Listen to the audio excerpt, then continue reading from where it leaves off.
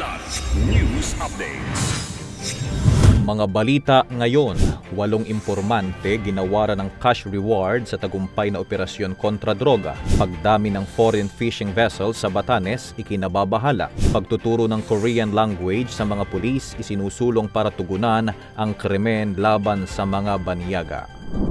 Ako po si Cesar Soriano para ihatid ang mga nangungunang balita sa buong kapuluan ngayon. Kabuoang 11.6 million pesos na cash reward ang ibinigay ng Philippine Drug Enforcement Agency o PDEA at Dangerous Drugs Board o DDB sa 7 lalaki at isang babaeng informants ngayong Huwebes, Mayo 22.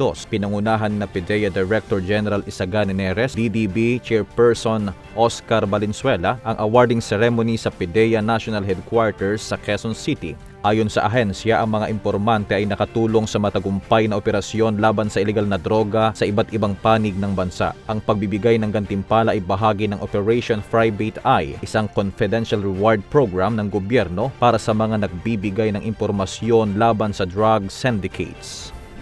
Ikinababahala ngayon ni Batanes Representative Seriaco Gato Jr. ang pagdami ng presensya ng foreign fishing vessels sa katubigan ng Batanes.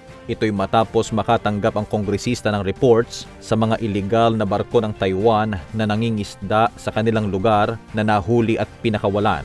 Dagdag pa nito na dapat mabigyang linaw muna kung bakit agad pinakawalan ang mga ito na nagdudulot ng alarma sa mga lokal na mangingisda. Anya, isa rin itong banta sa marine biodiversity at food security ng mga Ivatan sa probinsya. Tinawagan rin ng pansin ng kongresista ang concerned agencies para sa monitoring at enforcement efforts tungkol sa mga iligal na pangingisda ng mga ito sa katubigan ng Pilipinas. Mag-aaral ang mga pulis ng salitang Korean para sa mga banyagang nagsusuplong ng krimen sa Assistance Desk ayon sa Presidential Anti-Organized Crime Commission o PAOK. Saad ni PAOK Executive Director, base ito sa rekomendasyon nila sa pagpupulong kasama ang Korean community noong May 16. Sa oras na mabuo ang Tourist Protection Desk, handa ang PAOK na mag-assign ng mga pulis na tatao rito para matuto ng basic Korean language. Isinagawa ang pagpupulong matapos ang pagpatay sa isang Korean national sa Friendship Highway sa Korean town, Angeles City noong Abril. Tukoy na ang Person of Interest o POI sa krimen, habang nag-alok ng 200,000 pesos na reward ang Korean Association Community of Angeles City sa sinumang makapagbibigay ng impormasyon para maaresto ang sospek.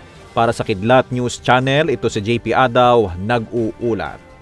Ako po si Cesar Soriano, kasama nyo sa bawat pagputo ng balita.